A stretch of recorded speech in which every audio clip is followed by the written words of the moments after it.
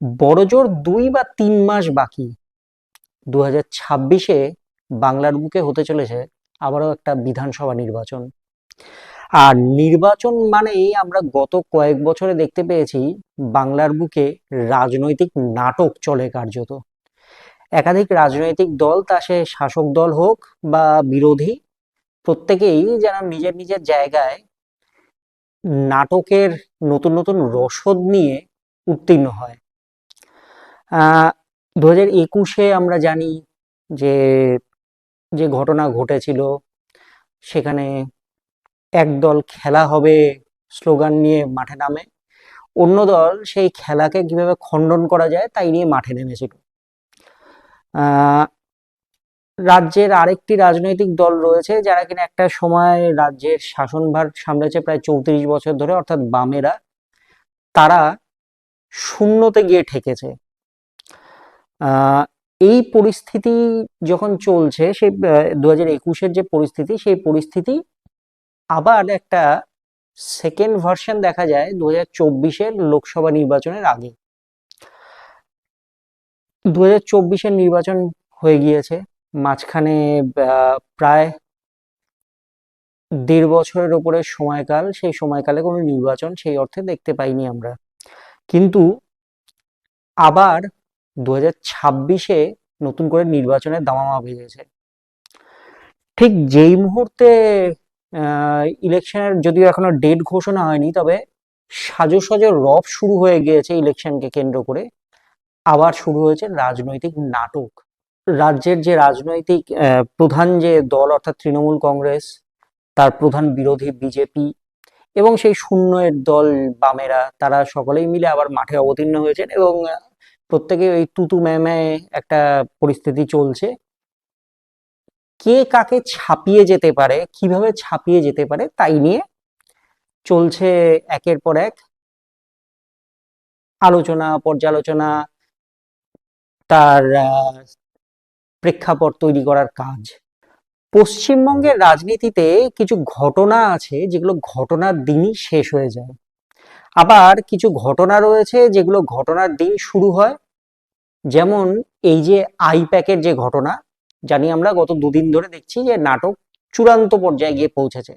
ইডির তল্লাশি, মুখ্যমন্ত্রীর সরাসরি উপস্থিতি, ফাইল ও হার্ড ডিস্ক নিয়ে বেরিয়ে যাওয়া, তদন্তকারী সংস্থা, রাজপথে মিছিল, আদালতে স্থগিতাদেশ, সব মিলিয়ে এই ঘটনা শুধুমাত্র একটি প্রশাসনিক বা আইনি পর্ব নয়, এটি এক রাজনৈতিক পরীক্ষাগার, যেখানে দেখা যাচ্ছে ক্ষমতা, আবেগ ও অভিযোগের রাজনীতি শেষ পর্যন্ত কাকে সুবিধা দেয়।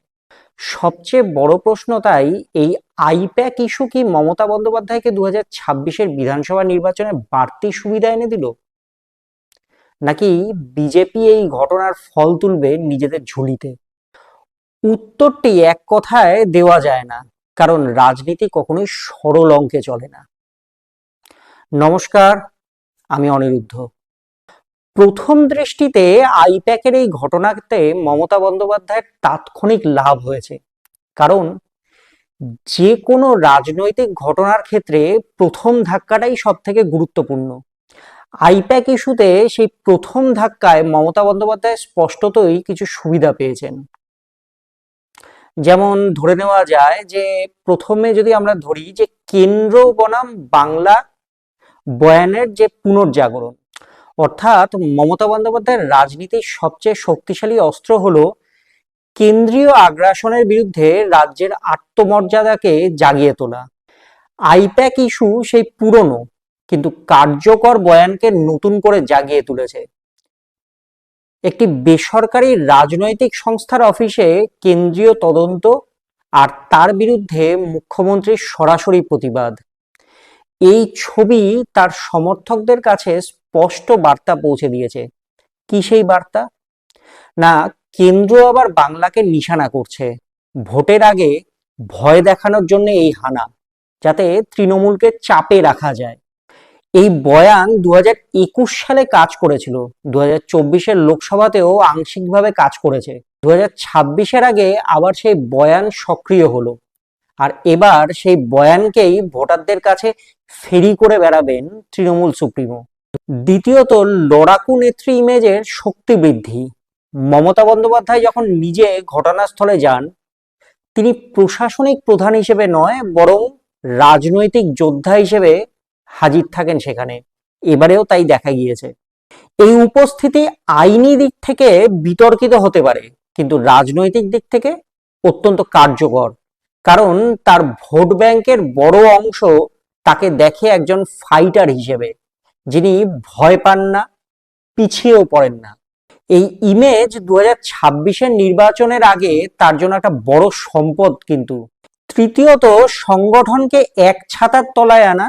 যখন মানে এরকম একটা ঘটনা চলছে, সেখানে অভ্যন্তরীণ বিভাজন প্রতিটা দলেই থাকে, কিন্তু এই আইপ্যাক ইস্যুকে কেন্দ্র করে সেই যে অভ্যন্তরীণ যে বিভাজন রয়েছে, সেই জায়গাটা ঘুচে গেছে। কারণ মন্ত্রী, সাংসদ, বিধায়ক, সব কর্মীরা, নিচু তলার কর্মী, প্রত্যেকেই এখন এক হয়ে এই গোটা বিষয়টার পিছনে লড়ছে এবং তারা কেন্দ্রীয় সরকারকে দুষছেন যে এই ঘটনাটা ঘটেছে বলে। কিন্তু এখানে কি গল্প শেষ? আগে না, এখানেই গল্প শেষ নয়। রাজনীতিতে তাৎক্ষণিক লাভ মানেই যে দীর্ঘমেয়াদী সুবিধা, এমনটা কিন্তু নয়। আইপ্যাক ইস্যুর গভীরে গেলে দেখা যায় মমতার জন্য কিছু ঝুঁকিও রয়েছে সেখানে, যেগুলো বিজেপির হাতে সুযোগ এনে দিতে পারে। এবার দেখে নেওয়া যাক বিজেপির জন্য কি কি সুযোগ তৈরি হলো এর ফলে। অদৃশ্য ক্ষমতা কেন্দ্র নিয়ে প্রশ্ন তোলার সুযোগ। আইপ্যাক কোনো নির্বাচিত সংস্থা নয়, কিন্তু রাজনীতিতে তার ভূমিকা অত্যন্ত গুরুত্বপূর্ণ। বিজেপি এই ইস্যুকে ব্যবহার করে একটি নতুন প্রশ্ন তুলতে পেরেছে।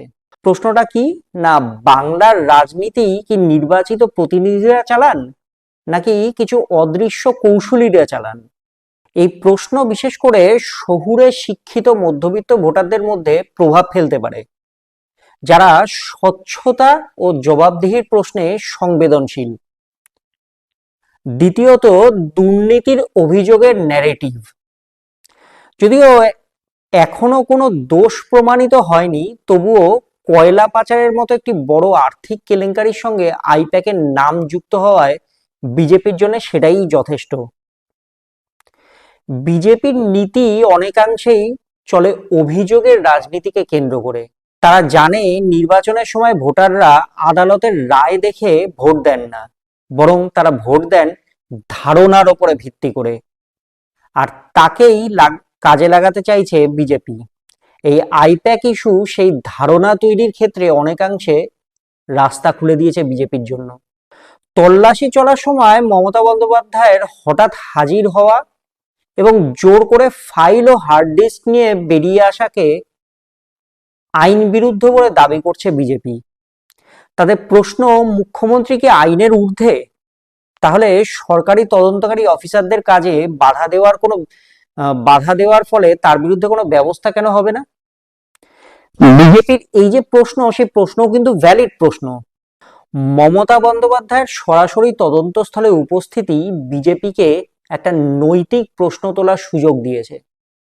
একজন মুখ্যমন্ত্রী কি তদন্ত প্রক্রিয়ায় এভাবে হস্তক্ষেপ করতে পারেন? এই প্রশ্ন প্রশাসনিক নৈতিকতার জায়গায় বিজেপির পক্ষে যুক্তি তৈরি করতে পারে, তবে তা কৌশলগতভাবে কতটা বিজেপি কাজে লাগাতে পারবে তা নিয়ে প্রশ্ন রয়েছে। কেন প্রশ্ন রয়েছে না, সেটা দিকে যাওয়ার আগে আমরা অন্য আরেকটি বিষয় দেখে নিই যে 8ই জানুয়ারি গোটা দেশ যে চিত্র দেখলো, তাতে শহর বনাম গ্রামের নিরিখে প্রভাব কি সমান থাকবে? যদি ভোট বাক্সে প্রভাব দেখা যায়, তাহলে কি সেম প্রভাব থাকবে? না, এটা বলা চলে না। কারণ শহর একরকম ভাবে ভোট দেয়, গ্রামের মানুষ অন্য ভিত্তিতে ভোট দেয়। গ্রাম বাংলার ভোটারদের কাছে আইপ্যাক, রাজনৈতিক কনসালটেন্সি, হার্ড ডিস্ক, এই বিষয়গুলো খুব একটা মানে অর্থ বহন করে না। তাদের কাছে এগুলোতে কিছু যায় আসে না। সেখানে ভোটের প্রধান নির্ণায়ক সামাজিক প্রকল্প, স্থানীয় নেতাদের উপস্থিতি, মুখ্যমন্ত্রীর ব্যক্তিগত ইমেজ আর রুটি কাপড়া মাকানের যোগান, এই বিষয়গুলোর উপরে ভিত্তি করেই মূলত ভোট হয় গ্রামীণ এলাকাতে। কারণ তারা অত মানে এত বড় বড় বিষয় তাদের ভাবার মতন সময়, পরিস্থিতি কোনোটাই নেই। এক্ষেত্রে আইপ্যাক ইস্যু মমতার ক্ষতি করবে এমন প্রমাণ আপাতত নেই বললেই চলে। ফলে এই ইস্যুকে কাজে লাগাতে চাইলে বিজেপির কাছে অপশন শুধুমাত্র রয়েছে কোথায়, না শহর এবং আধা শহর অর্থাৎ মফস্বল এলাকাগুলোতেই এই বিষয়টাকে কাজে লাগাতে পারবে বিজেপি। কারণ শহরের মধ্যবিত্ত ভোটাররা প্রশ্ন তোলে। কি প্রশ্ন তোলে? না রাজনৈতিক কৌশল কতটা স্বচ্ছ, অর্থের উৎস কোথা থেকে আসে, শাসক দল কি প্রশ্নের ঊর্ধ্বে? আইপ্যাক ইস্যু এই প্রশ্নগুলোকে আরো জোরালো করেছে। ফলে এখানকার ভোট ব্যাংক বিজেপি কে কিছুটা সুবিধা পাইয়ে দিতে পারে বললেও ভুল বলা হবে না। এবার আসা যাক এই আইপ্যাক ইস্যুকে কেন্দ্র করে যে আইনের দ্বারস্থ হয়েছে ইডি এবং রাজ্য সরকার, সেই আইনের জায়গা থেকে অর্থাৎ কোর্ট সেইখানে স্থগিতাদেশ দিয়েছে এই মামলায়।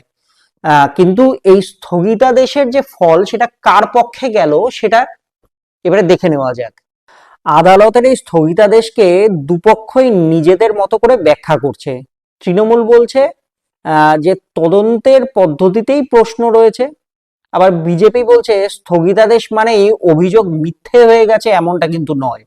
বরং রাজনৈতিকভাবে দেখতে গেলে এই স্থগিতাদেশ মমতাকেই স্বল্পমেয়াদী স্বস্তি দিয়েছে বলা চলে।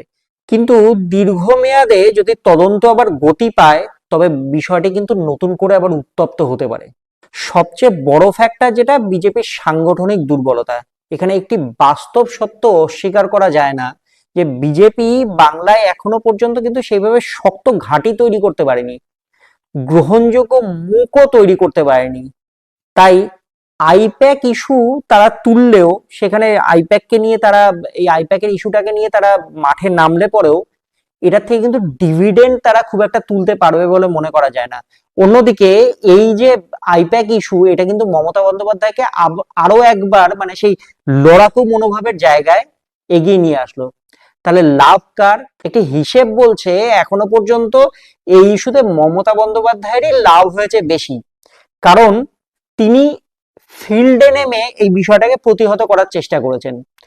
কারণ তৃণমূল এই ইস্যুকে সামনে রেখে কেন্দ্র বিরোধী যে আওয়াজ, সেই আওয়াজটা আরো জোরালো করেছে, লড়াকু ইমেজটা আরো শক্ত করেছে মমতা বন্দ্যোপাধ্যায় নিজের জন্য, এবং সেই সঙ্গে সংগঠনের যে ঐক্য আরো মজবুত হয়েছে সেটাও কিন্তু আমরা নিজে চোখেই দেখতে পাচ্ছি। তবে এগুলো থাকার পরেও ঝুঁকি কিন্তু থাকছেই মমতা বা তার দলের জন্য। কেন ঝুঁকি থাকছে? না আমাদের রাজ্যে যে শহুরে ভোটাররা রয়েছে তারা কিন্তু যে প্রশ্ন তুলেছে যে এই যে যে ঘটনাটা হয়েছে, এই দুর্নীতির ন্যারেটিভ যেটা আসছে, সেই দুর্নীতির ন্যারেটিভটা কিন্তু এই শহুরে ভোটারদের মধ্যে একটা প্রভাব ফেলেছে, যার ফলে এই ঘটনাটা যদি দীর্ঘমেয়াদী হয় তাহলে কিন্তু তাদের মধ্যে একটা বড় রকমের ইম্প্যাক্ট পড়তে চলেছে। আর এটা যে কোনো মুহূর্তে এই যে বিষয়টা, এই বিষয়টা কিন্তু ধাক্কা দিতে পারে রাজ্যের প্রধান শাসক দলের দিকে। অন্যদিকে বিজেপি কি আদৌ কোনো লাভ তুলতে পেরেছে বা লাভ রয়েছে এই ইস্যুকে কেন্দ্র করে বিজেপির ক্ষেত্রে? কিছুটা তো রয়েইছে বিজেপির দিকে।